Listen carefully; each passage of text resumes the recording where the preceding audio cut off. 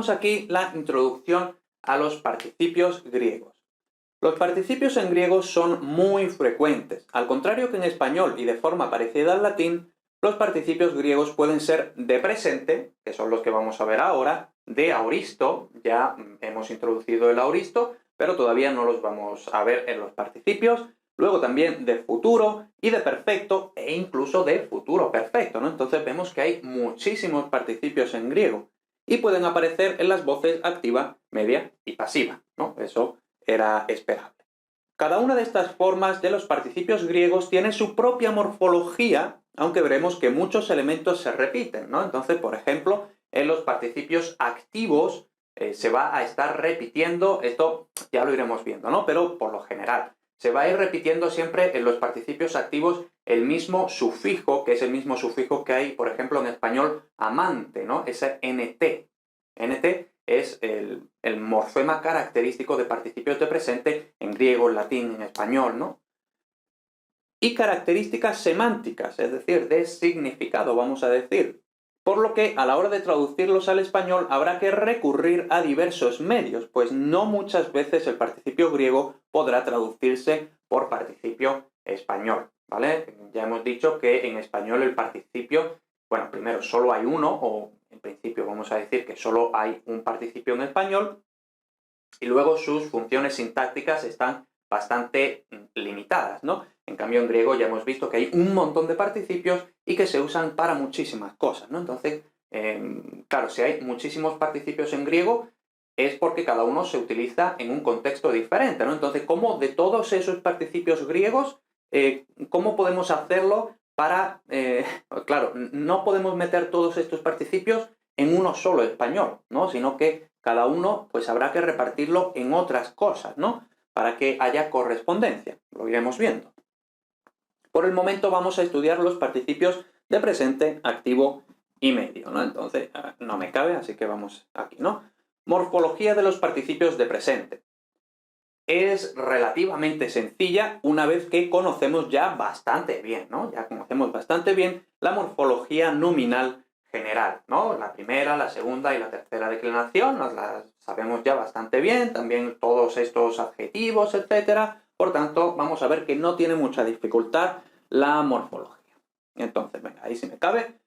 Morfología del participio de presente activo. Un participio activo se caracteriza por el morfema de participio activo nitau, es decir, nt, igual que en español, ¿no? Amante, amante es el que ama, ¿no? Dependiente, dependiente es el que depende, ¿no? Entonces ya vamos a ir quedándonos con eso, ¿no? El que ama, el que depende, es decir, ¿y por qué activo? Porque el que ama es el que, por así decirlo, el que ejerce de forma activa el amor, ¿no? Mientras que, por ejemplo, el amado, pues es el que recibe de forma pasiva el amor, ¿no? Este morfema es el mismo que aparece en los sustantivos de la tercera declinación de tema en ONT, con la particularidad del sufijo ya del femenino, que también lo conocemos ya, ¿no? De cuando hemos explicado los adjetivos de la tercera declinación, los atemáticos, todo eso, ¿no? Con lo que se crea un paradigma mixto de tres terminaciones, similar, pero no idéntico, lógicamente, a pas, pasa, pan, ¿vale? El participio de presente activo se forma, pues, de la siguiente forma. Primero, tema de presente. Estamos en los participios de presente, por tanto es lógico que usemos el tema de presente, no el tema de aoristo, el tema de presente, ¿vale? Por eso estamos en los participios de presente. Entonces, tema de presente, morfema nitau, que esto es lo más característico, aunque, bueno, no exactamente, ¿vale? Porque este morfema nitau marca, y realmente no siempre, ¿no? Entonces, bueno, de momento no saquemos conclusiones precipitadas, ¿no? Seguimos. Tema de presente, morfema nitau, y luego las desinencias mixtas, on, usa, on, ¿vale? Usa, que como vimos, por ejemplo, en pasa, viene de, bueno, la vocal temática, luego nitau, y luego este morfema yod, y luego ya la desinencia a, o la forma, el morfema a de femenino, ¿eh? Entonces, como veíamos, como habíamos visto, ¿no? Por ejemplo, en pas, pasa, pan, en muchos adjetivos de la tercera femeninos, este morfema ya, con esta, sobre todo la yod que habíamos mencionado, pues esto hace como una reacción por la que desaparece esto, se alarga la O en O, se crea aquí una sigma, también desaparece la yod, ¿no? Entonces, y por eso tenemos, ¿dónde está? Aquí, ¿no? USA, ¿vale? Eso, pues no nos lo tenemos que aprender, ¿no? Todo esto que ocurre aquí, simplemente nos aprendemos que es on, USA, on, y ya está, ¿vale? Bien, entonces, voy a borrar aquí. ¿Y qué es lo que tenemos? Por ejemplo, el verbo lío, famoso, tenemos lion, liusa, lion. Y por supuesto, omega, ¿no? El nominativo masculino alarga, mientras que el neutro no alarga, es tema puro, ¿no? Y por supuesto, como también sabemos ya, esto realmente lo que es esto así, luego esto es así, ¿no? Entonces, liont, con la característica del nominativo para el masculino de que alarga la vocal, aquí no alarga la vocal, y luego no hay desinencia, y como la T no puede estar al final de palabra en griego, pues desaparece la T, y por eso tenemos lion y lion, ¿vale? Simplemente eso. Y ya luego, pues lo esperable, ¿no? Lionta, liontos, lionti, lion, igual nominativo y acusativo, liontos, lionti, ¿no? Igual esto y esto, ¿no? Y luego en el femenino, como vemos, una vez que tenemos el tema que sabemos ya que para el femenino es en usa, pues usa, usan, es decir, entero, ¿no? Liusa, liusan, liuses, liuse, ¿vale? Entonces vemos aquí que el femenino es la primera mixta, ¿no? Y no tiene mayor dificultad realmente. Luego, aquí pues también lo que esperamos, ¿no? Liontes, liontas, lionton, liusi, lionta, lionta, ¿no? Igual, con esta A del nominativo vocativo acusativo plural neutro, lionton igual, liusi igual, y luego aquí también lo esperable en la primera declinación, ¿no? Liusai, liusas, liuson, liusai, ¿vale? Pues bastante fácil, no tiene mayor dificultad.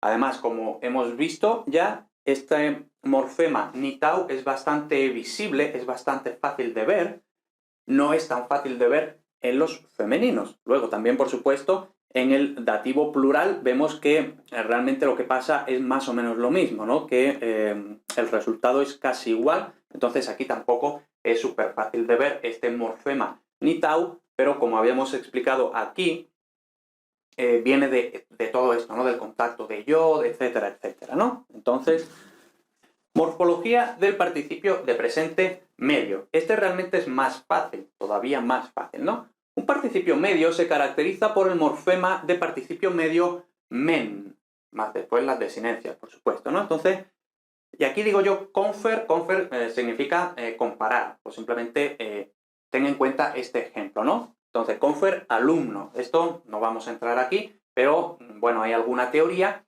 que dice que alumno viene de precisamente algo así como alómenos, ¿no? Alómenos, con este sufijo men de participio de presente medio. Los participios medios no existen en latín propiamente, pero parece que podría estar aquí, ¿no? El alumno es el que se alimenta, el que es alimentado, ¿no? El que se alimenta de, en el contexto que nosotros solemos usar alumno, el que se alimenta de conocimiento, ¿no?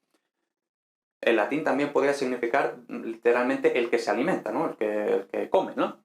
Pero bueno, eso no está muy seguro, simplemente como curiosidad, más que nada, ¿no? A diferencia de los activos, se trata de paradigmas de tres terminaciones semejantes a los adjetivos de la primera clase tipo calos, cale, calón. Por tanto, muy fácil, ¿no? El participio de presente medio se forma, pues, de la siguiente forma. Primero, tema de presente, otra vez, estamos en los participios de presente, tema de presente. Luego, el morfema men, ¿no? Que ya lo hemos mencionado aquí. Y luego ya las desinencias de adjetivo de la primera clase, os, on. Por tanto, esto, pues, vemos que es exactamente igual, ¿no? Además, aquí no tenemos cosas raras de yod, absolutamente no hay nada raro, ¿no? Entonces vemos que es muy fácil, es como calos, cale, calón, entonces ni siquiera nos vamos a molestar en recitar este participio, ¿vale? Es exactamente segunda masculina, primera femenina, segunda neutra, fin. Entonces, esa es la morfología. Vamos ahora a estudiar la sintaxis, cómo se comportan cómo funcionan los participios, ¿no? Los participios, y aquí esto es teoría general para todos los participios, como los primeros participios que estamos viendo son los de presente, pues explicamos la sintaxis general de los participios aquí, pero esto se aplica a todos los participios. Ya iremos haciendo aclaraciones cuando llegue el momento, pero esto funciona en general para todos los participios, ¿vale? Entonces, sintaxis de los participios. Y vemos que no digo participios de presente, no, de los participios, todos. Los participios son adjetivos verbales, ya lo hemos dicho, es decir, es un adjetivo que se forma a partir de un verbo. Por lo que de forma básica van a funcionar como si fueran adjetivos. Sin embargo, también tienen una función por completo desconocida en español y bastante infrecuente en latín. Es decir, en latín también existe esta función, pero es muy infrecuente en latín y en español directamente no existe, ¿no?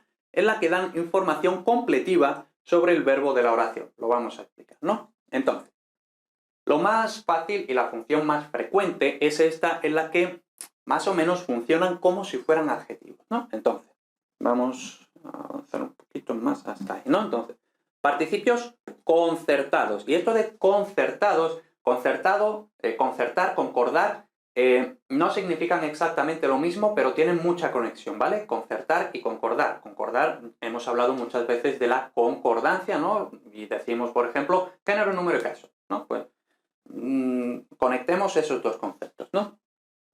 Su función principal es la de participio concertado, es decir, el participio se asemeja a un adjetivo, pero conservando sus características verbales. Por eso hemos dicho que es un adjetivo verbal, ¿no? un adjetivo, se forma un adjetivo a partir de un verbo. Esto implica que por lo general va a concordar, entonces por eso decía, conectemos estos dos conceptos, el de concertar con el de concordar.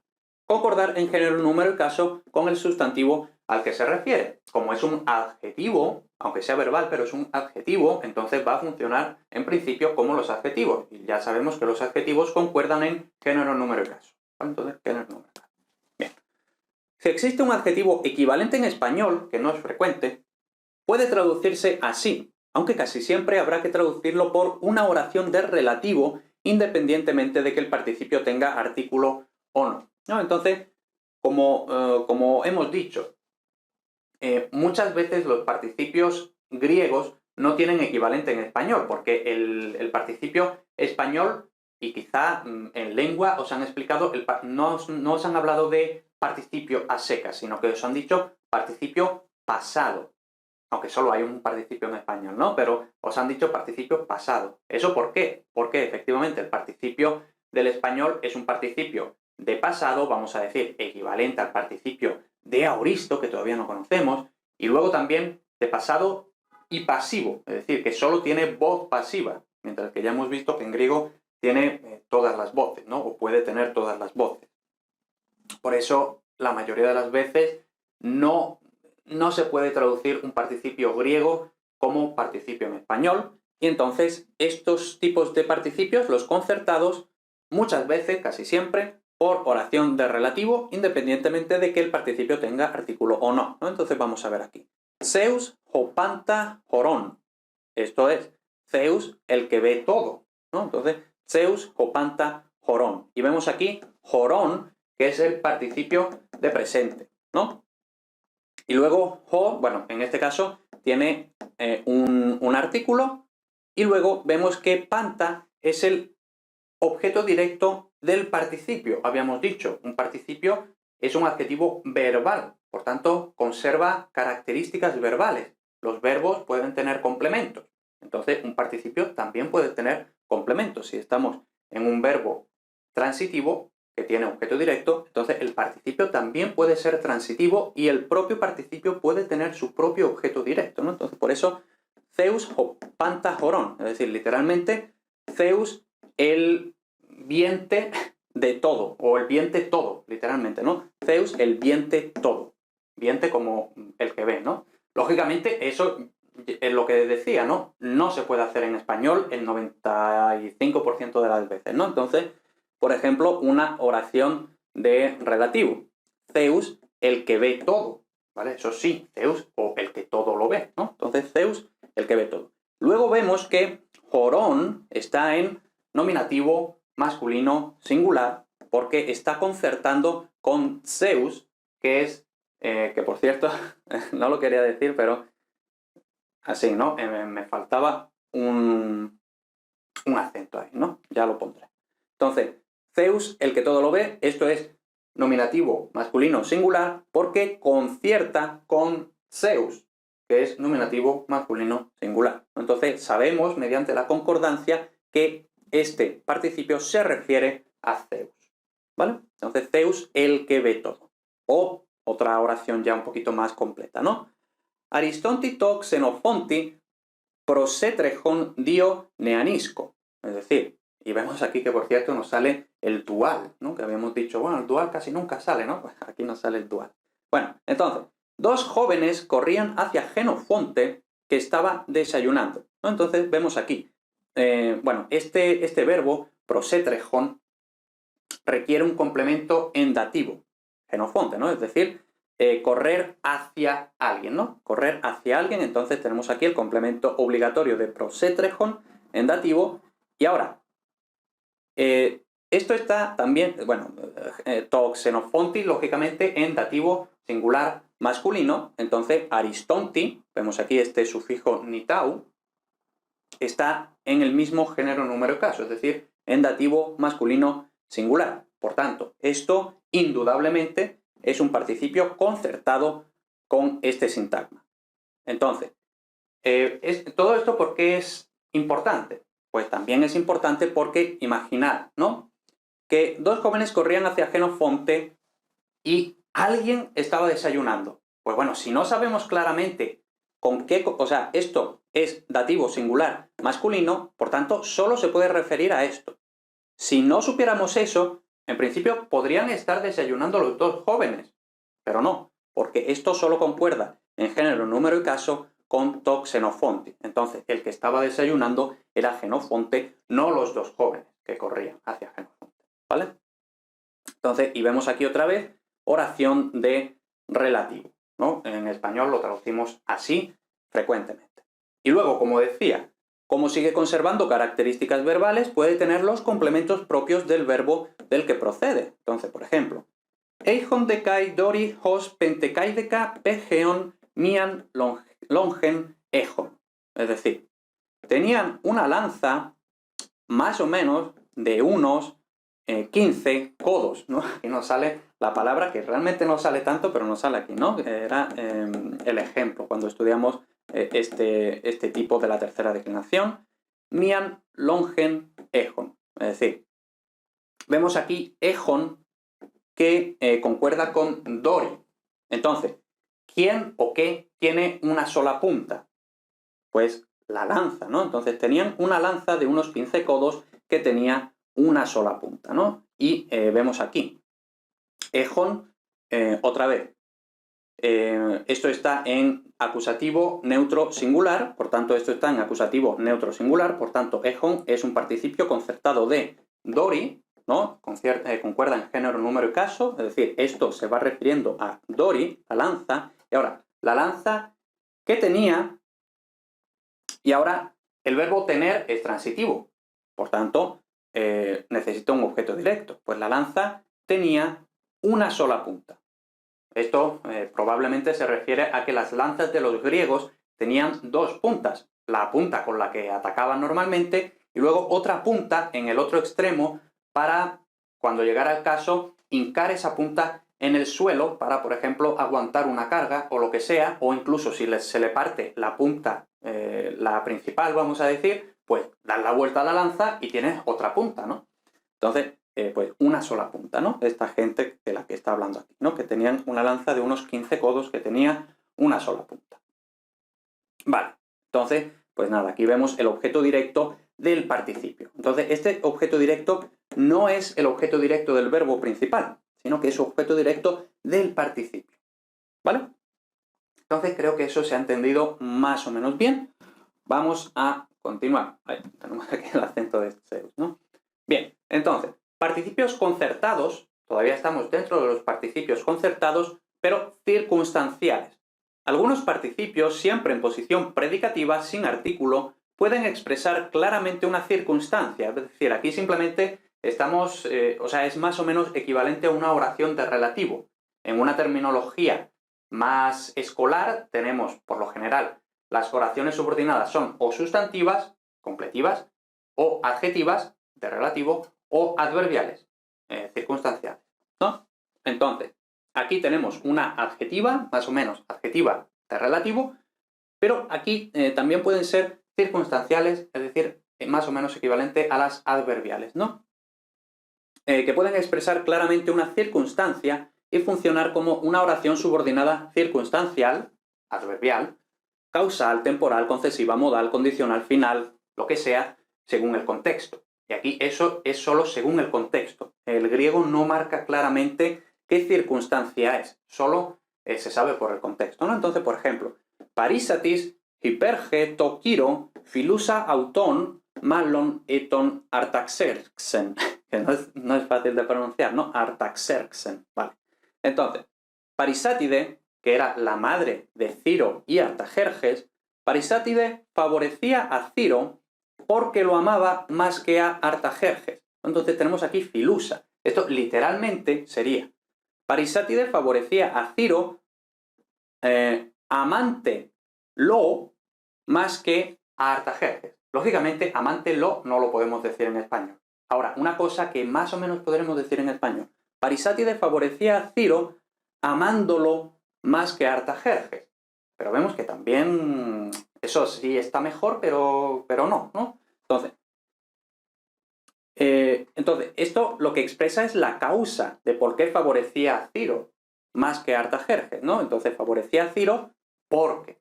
Entonces, es un participio concertado, filusa parisatis, ¿no? Nominativo femenino singular, nominativo femenino singular, la madre, ¿no? De Ciro y Artajerjes.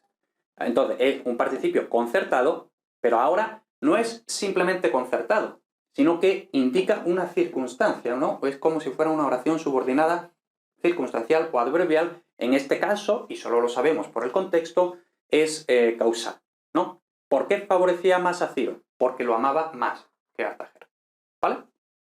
Bien. Entonces, vamos ahora con los genitivos absolutos. Y aquí, esto, si ya vais bastante más avanzados en el curso de latín, os sonará esto de los ablativos absolutos. Pues el griego tiene sus propios ablativos absolutos. Sabemos que en griego no existe el caso ablativo, por tanto, ¿cómo se construye el ablativo absoluto en griego? Normalmente con genitivo. Por eso hablamos de genitivos absolutos, aunque aquí, curiosamente, el griego usa los genitivos absolutos menos que el latín. En latín sabemos que aparecen ablativos absolutos por todos lados. En griego no es tan frecuente, pero por supuesto salen también, ¿no? Entonces, igual que en latín existen los ablativos, es decir, igual que en latín existen los ablativos absolutos, veis lo importante que es la entonación, ¿no? Igual que en latín existen los ablativos absolutos, en griego existen los participios absolutos, principalmente en genitivo, también en acusativo, pero normalmente en genitivo. Son mucho menos frecuentes en griego, aunque el funcionamiento es similar al ablativo absoluto latino.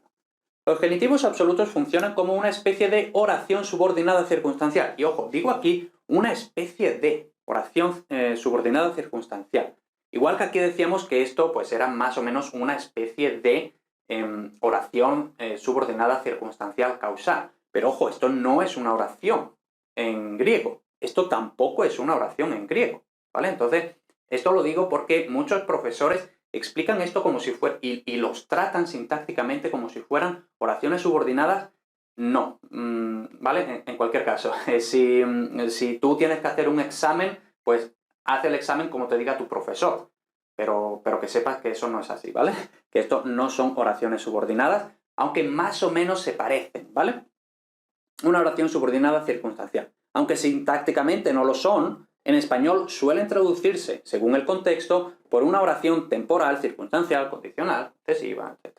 ¿No? Entonces, por ejemplo, Kyros dun anebe epitaore udenos coliontos. Es decir, Ciro, literalmente primero, Ciro ascendió a las montañas, nadie impidiéndolo. Más o menos, ¿no? Nadie impidiéndolo. Pero claro, eso no lo decimos en español. En español diríamos: Ciro ascendió a las montañas sin que nadie se lo impidiera, ¿no? Entonces, vemos aquí, bueno, en este caso sería una circunstancial...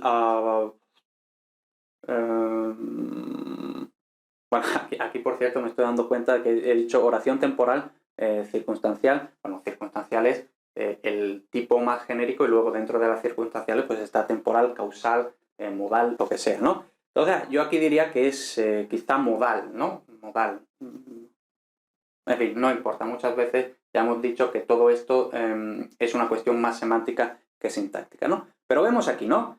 Tenemos esto y vemos genitivo absoluto. ¿Por qué? Porque está en genitivo. Entonces tenemos en este caso un pronombre, muchas veces es un sustantivo, pero en este caso es un pronombre, nadie. Entonces, literalmente, nadie impidiéndolo, ¿vale? Como vemos, la estructura básica de un genitivo absoluto es la siguiente. Un sustantivo o pronombre, como es el caso, en genitivo y un participio que concuerda en género, número y caso con él. Entonces, otra vez tenemos aquí el género, número y caso, ¿no? Entonces, un nombre o un pronombre, un sustantivo en genitivo y luego un participio que concuerda en el género, número y caso exactamente del pronombre o sustantivo. Y ahora otra vez aquí, ¿no? Porque muchas veces también normalmente los profesores que dicen que esto es una oración subordinada, entonces dicen, pues como es una oración subordinada, sujeto y verbo. Pues tampoco, ¿vale? Entonces nosotros en el análisis simplemente, en este caso diríamos, ¡pum!, genitivo absoluto, fin del análisis, ¿vale? Lo iremos viendo cuando hagamos las prácticas. Bien, vamos a continuar. Bueno, sí, nos cabe. Participios completivos. Algunos participios pueden cumplir una función completiva, es decir, completan, por eso completiva, porque completan a un verbo, pues son el complemento obligatorio de ese verbo, ¿vale? Es decir, ya hemos dicho también, ¿no? Las oraciones subordinadas que normalmente llamamos sustantivas son completivas, porque completan una función imprescindible del verbo principal. Normalmente o el sujeto o el objeto directo. Equivalen, pues, a una oración subordinada completiva o sustantiva, si las llamamos así. Los participios completivos son siempre concertados y nunca llevan artículo. Dependen de verbos de lengua, entendimiento, sentido. Y ahora, igual que no sabemos ya de memoria eso de concuerda en género, número y caso, género, número y caso, nos aprendemos esta también. Igual. Entonces, lengua, entendimiento, sentido. Lengua, entendimiento, sentido. ¿Vale? Porque esto lo vamos a estar usando mucho a partir de ahora con los participios, también con los infinitivos, ¿vale? Entonces es muy importante esto de lengua, entendimiento, sentido. Ahora, ¿qué significa lengua, entendimiento, sentido? Lengua, pues hablar, ordenar, decir, preguntar, todas esas cosas. Es decir, cuando una persona usa la lengua para comunicarse. Entendimiento, pues entendimiento, pensar, recordar, incluso sentimientos, ¿no? Alegrarse de algo, todo eso.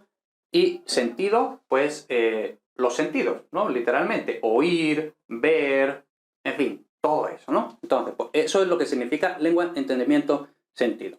Y también de expresiones que significan ser evidente, empezar, acabar, etcétera, ¿no? Entonces, por ejemplo, la que daimonioi de proteronte deloi esan epibuleuontes gemin. Es decir, los lacedemonios ya antes era evidente que maquinaban contra nosotros. Entonces, vemos que en español, lógicamente, no decimos los lacedemonios, ya antes era evidente maquinantes contra nosotros. Eso sería literalmente, ¿no? Era evidente maquinantes contra nosotros. No, en español, pues era evidente y ahora tenemos que introducir una oración subordinada completiva en español, ¿vale? Pero claro, ¿por qué se llaman completivas? Porque completan el verbo principal, en este caso, ser evidente. Pues es evidente. ¿Qué es evidente? Pues que maquinaban contra nosotros, ¿no? Entonces, en este caso, es una expresión, un verbo que significa ser evidente, entonces, deloi esan epibuleuontes, ¿no? Entonces, era evidente que maquinaban, ¿vale?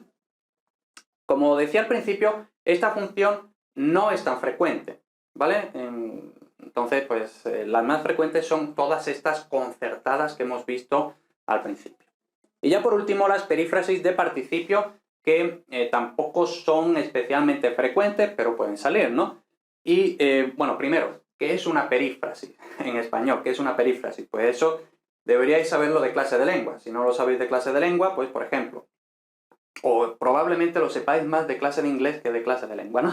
Pero, por ejemplo, en inglés, start doing, ¿no? Entonces no decimos, porque, por ejemplo, en español, empezar a hacer algo. En inglés, también podemos decir start to do something, ¿no? Pues eso, empezar a hacer, empezar a, más infinitivo, pues eso es una perífrasis, es decir, son, por así decirlo, dos verbos que se juntan y entonces uno de los verbos no tiene...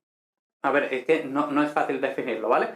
Pero se juntan y actúan unidos, ¿vale? Actúan conjuntamente, ¿vale? La definición no ha sido muy buena, pero se entiende, ¿no? De forma similar a las perífrasis del español, bueno, y en español, por supuesto, las perífrasis pueden ser de infinitivo, de gerundio e incluso de participio. En español no hay muchas perífrasis de participio, pero también las hay, ¿no? De forma similar a las perífrasis del español, en griego también existen perífrasis de participio. Y ahora, el verbo principal, en forma personal, da el significado de la perífrasis y el participio da el significado de la acción en sí misma. Entonces, ¿esto qué quiere decir? Por ejemplo, heptagar, gemeras, majomenoi, dietelesan. Continuaron combatiendo durante 7 días, es decir, estuvieron combatiendo durante 7 días, ¿no?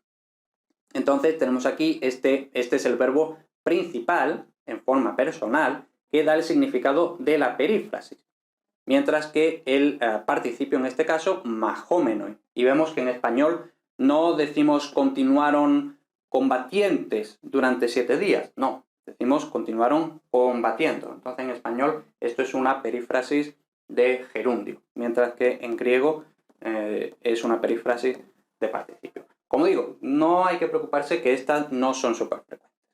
Estas perífrasis de participio pueden ser de bastantes tipos y primar lo tempoaspectual o lo modal según el verbo principal. Aquí no vamos a ponernos a estudiar todas las perífrasis que pueda haber en griego porque, como ya he dicho, no son especialmente frecuentes, no es una información que yo considere que sea rentable aprender, ¿vale? Y además, por supuesto, eso, llegado el momento, viene en el diccionario, ¿no? Pues esto crea una perífrasis de este tipo, tal, ¿no?